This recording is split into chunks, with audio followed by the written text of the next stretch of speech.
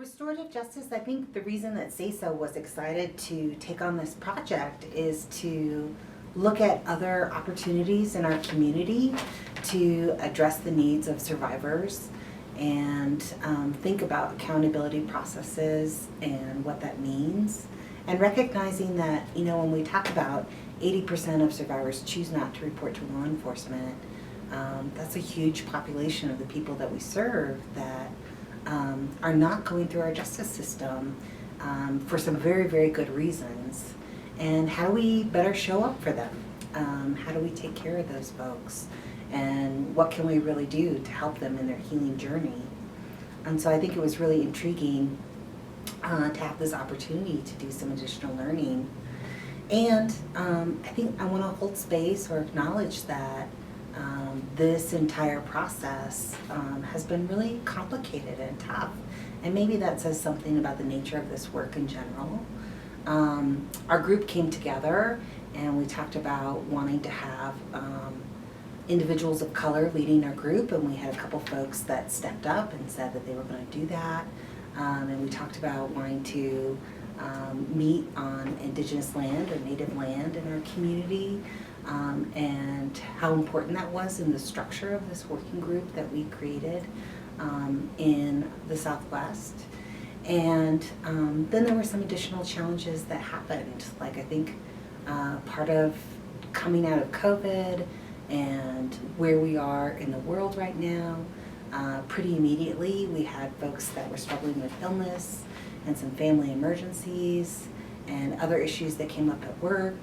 We had a couple people that moved out of the area and lost family members and had things that interrupted their ability to engage in this dialogue.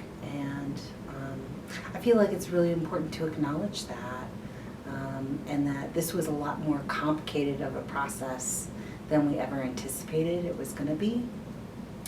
One thing that was really complicated is we didn't really know where to start, and so our learning process was, one of our group members talked about it's like going to the sandwich shop and like I know how to order a turkey sandwich, and maybe I'll get that with pesto mayo or bacon on the side or something like that. But with restorative justice, what even are the options out there? And that's important as we're talking about what do we want to do in our community. What does restorative justice mean or look like for our community? We were like, we don't really know exactly what those options would be yet. And that makes it really difficult to communicate with other folks about what is this group and what are we doing when we're like, are we talking about roasted red peppers on our turkey sandwich, or are we talking about avocado slices? So we had a lot of learning and growth to do in that way. So what did we learn? What is restorative justice about? I think one thing that I really appreciated in the readings and the videos that we watched is that there's not one approach, and what really works is what's meaningful or important for that community. And so reading about different programs that are out there and how those evolved and how imperfect those processes were gave me a sense of peace and a sense of like, yeah, okay, we can do this. We can take this on and modify it to what our community needs. And it's going to be a long-term process outside the scope of this grant period. And that's okay. I think for SASO, that means that we don't have to have all the answers, that we can look for community partners that are going to be able to do this work with us. I think in my learning, it makes sense that, thinking about we can absolutely have survivor circles, and we can look for alternative therapeutic responses to help people on their healing journey that are culturally appropriate. And maybe we need to seek out other partners that are going to be able to help with a formal accountability process, whether or not that's through our courts or our judicial system. And that SASO can be a partner in that work, but doesn't need to have all the answers or take it all on.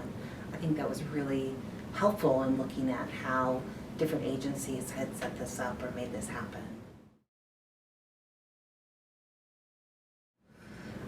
Why do we do the work that we do? I feel like, boy, there's so much value in being able to show up and honor and witness people's journeys and being able to be there for them in the moment. And you know, when I'm in line at the coffee shop in the morning and they're like, where are you going today?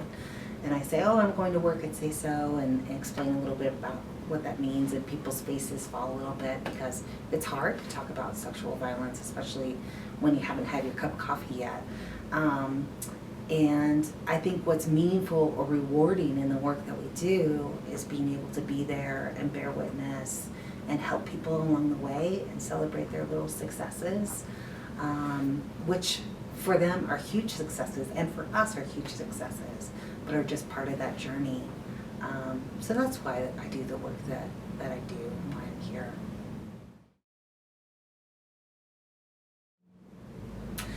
I think one of the biggest things I learned about accountability process is that a person has to be willing to enter that freely, and we don't have that in our community right now, an alternative accountability process, which means that our options for justice are really limited. I think a lot of the learning we did, you know, I'm just coming along or understanding that it's complicated, and even what a survivor might initially want as an outcome might not be an outcome if it's about the learning and healing process for the person that's created harm. And that's really difficult to explain to folks from an outset. How do you sell or convince someone to participate in an alternative accountability process when you can't promise what the outcome is going to be?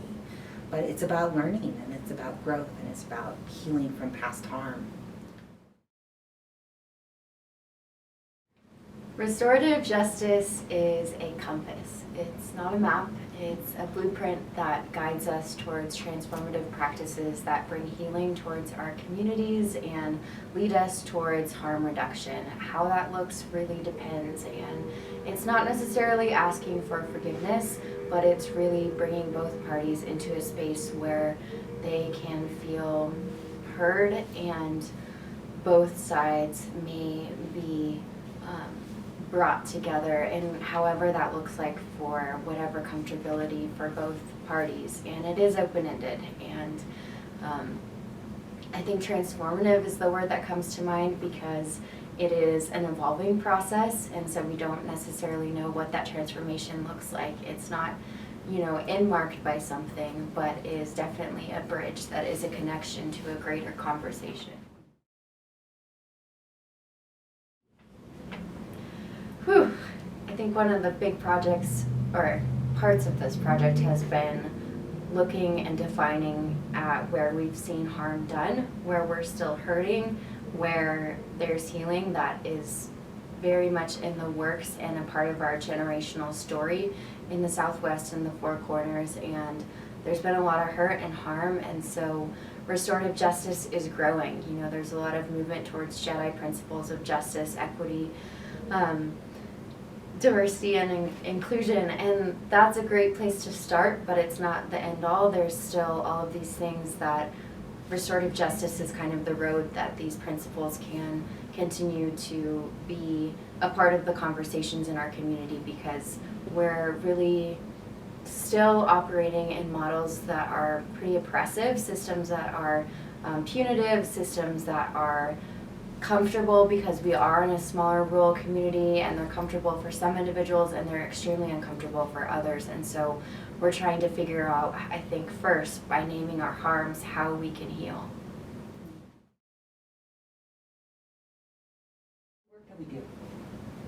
We do the work that we do, I think, because for a lot of us we can't not do that work. It's a part of our everyday and how we process and how we're healing and understanding our world. And many of us, if not all of us, in this project come to the table as survivors ourselves that are still very raw in our story and our journey and are asking questions of how to exist in this matrix, this world that is not necessarily supportive of a survivor's journey and very much leans on punitive answers or kind of pipeline solutions to things that aren't just a linear solution. And so definitely waking up to do the work to find answers, to hopefully understand more about why we participate and why we exist in a world that is so fragile and is so often harsh. So Mia Mingus has this theory about pods, and I love it. It's one of the things that I really took away from our readings, of which we did many. And Mingus defines that a pod is a circle of persons that you can turn to that are your people, that you can trust. You may not see them every day, but they're your community, because sometimes community is a phrase that doesn't feel right to everybody. It's not something that feels comfortable. Oftentimes when we experience harm, what we thought was our community often becomes smaller or minimized. And so then we have to reframe, who can I even find safe? Who can I talk about harm with? And so safety and accountability and justice really looks like defining who those pods are and who we can have these conversations that further what those conceptions of safety look like, because everybody has different ideas of what that looks like. And so part of naming our hurts and part of naming what makes us feel safe leads to greater accountability and hopefully justice. Living in a rural area, oftentimes our perpetrators receive maybe the most attention. And I don't know another way to say that except for that the criminal justice system is what's highlighted versus healing, versus even not necessarily a reconciliation, but how we come to solutions. And so I think for us, where we were with this project was very much looking at what's not working in our community and describing what makes us feel safe. It wasn't necessarily a solutions campaign of going out and answering all the questions, but asking questions of our community and our pods and our people and looking towards what the future could be.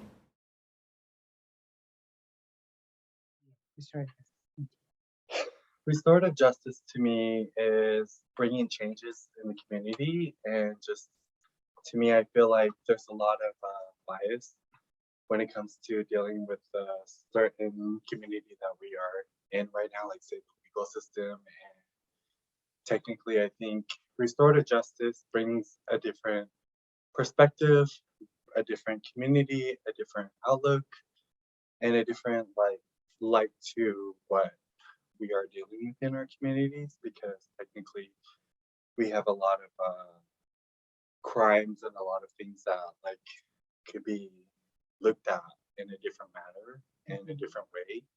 So restorative justice to me is bringing out the different lights that could be brought out in the community, because I think what we're dealing with right now is pretty much dark and damper and already a stigma of darkness and something that's really heavy and detrimental to a lot of people's lives today.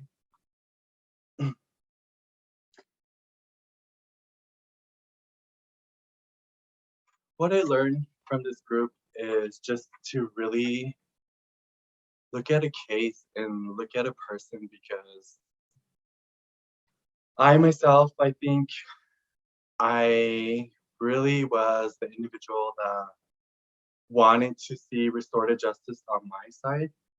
And for me, I think I looked at a lot of cases that were involved with just assault or mishaps, or just something that could have looked in a different way.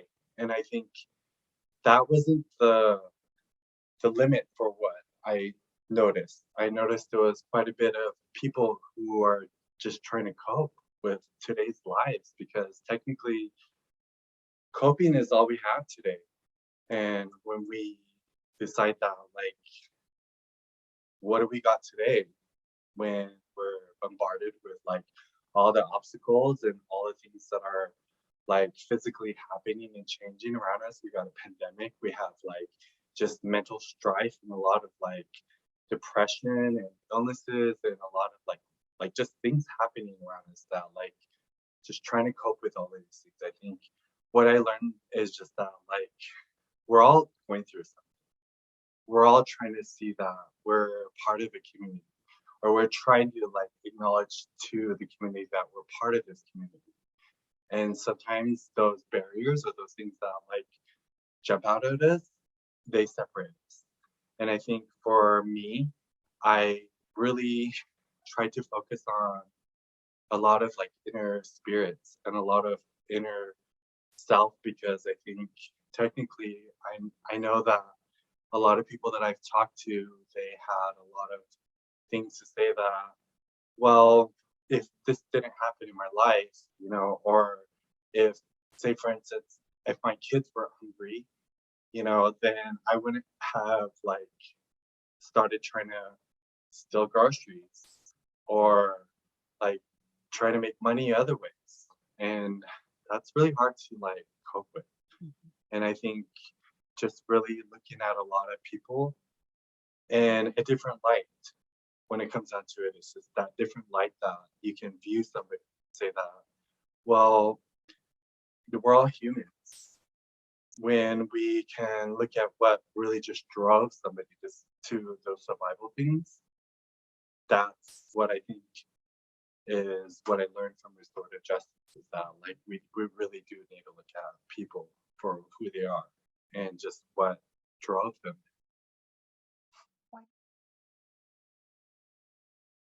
That you do. The things that I do for our community is just to give people another voice, or strengthen their voice, or even pride or confidence when it comes down to it, because I myself have been really discriminated, really harassed, really just kicked down to the lowest pole in our community or just any setting, because I'm who I am. And it's hard to really cope with that, because really, I mean, when you look around and ask people why do you look at me like this, or why do you hate me because of this, because I didn't choose this, and when in fact I'm just trying to be who I am. So dealing with those kind of like injustices and just things that were very detrimental, to say that sometimes those things are suffocating. Sometimes those things can hurt somebody so badly that you lose spirit, you lose hope, and you lose a lot of confidence. And so my work and what I do is I try to build somebody back up to say, look, you have hope. Yeah, there's so many different ways that we can look at something. Because I think technically when we go through trying to survive, we get like doors shut up, so many different doors shut up. And then we feel like, well, we're stuck. We're stuck with what's like put in front of us, and that's it. And so I think with me, I think, you know, those kind of options really eliminate those real possibilities of like survival. And sometimes those options can lead to like criminal actions, or even just something that might be viewed as criminalization, you know, because I mean, how do you tell somebody that like doesn't have a place to go to sleep, and they get trespassing from somewhere where they thought was the safest place to sleep? It's really hard. And I think for me, with what I do with myself and my work is I try to give that voice back to somebody, that courage to say, well, let's go and try to find something else for you, or let's find another way, because this is what like you felt like was the limit, and this is what it looked like when we approached it the first time. But technically sometimes it takes somebody that's confident, somebody that's been around, somebody that's familiar with the community, because to advocate for somebody, I think that's what a lot of people take at a different level. And really, I hate to admit this, because technically, if you're not well represented, then it's hard to to deal with a lot of the things that we have available, or even just to feel comfortable enough to feel like these things are available to yourself as well. So for me, I try to advocate for individuals. I try to tell them, there's another way, there's another option. And if we can work together, then we can definitely push and find ways to like find the better ways of like surviving, instead of, like stealing groceries, or, just trespassing because you have nowhere else you feel safe to sleep at. There's so many different other ways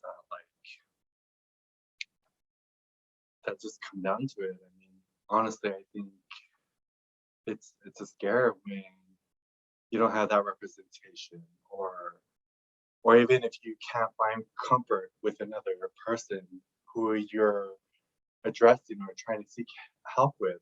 If you can't find that comfort, then you already feel stigma. You already feel like you're broken apart, or you can't, like this person's judging you or looking down on you.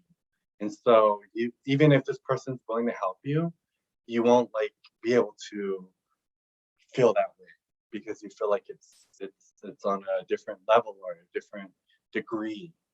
But completely, I think what I do is just I try to advocate for as many people as I can when it comes down to being judged and just not addressed and met with the proper needs and care that like I feel is human and just what we all expect in life.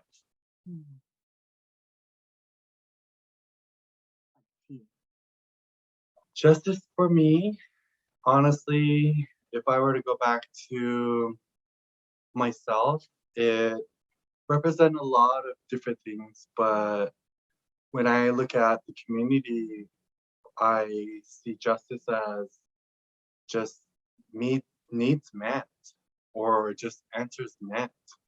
Because when you get to a system that's just told, like you're forced to do these things, you're like forced and forced and forced and told to do this, and you don't know what that answer or what those questions were to like have made this happen, or that system to like say, for instance, somebody who is told to go to anger management, and you don't like understand why you go to anger management, then like you go to anger management, you're not learning anything, because technically the question is like, well, I don't know why I'm going. When in fact, like to understand, well, when we know that we have anger issues, when we know that there's problems, when we know that there's something that's underlying or something that's visible that could be looked at and addressed, then those feelings of like not having an answer or a solution is meant to say, okay, well,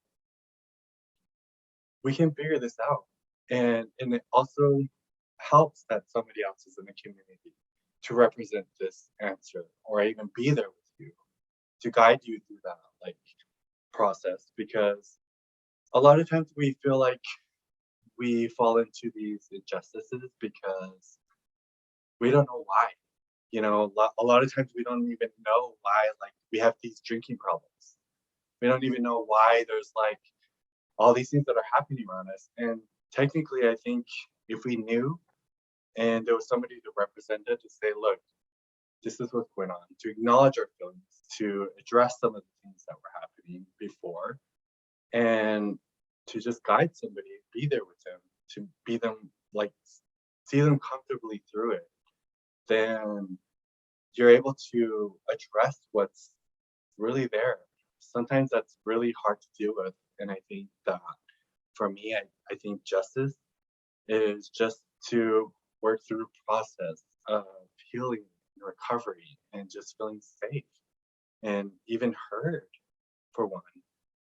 And just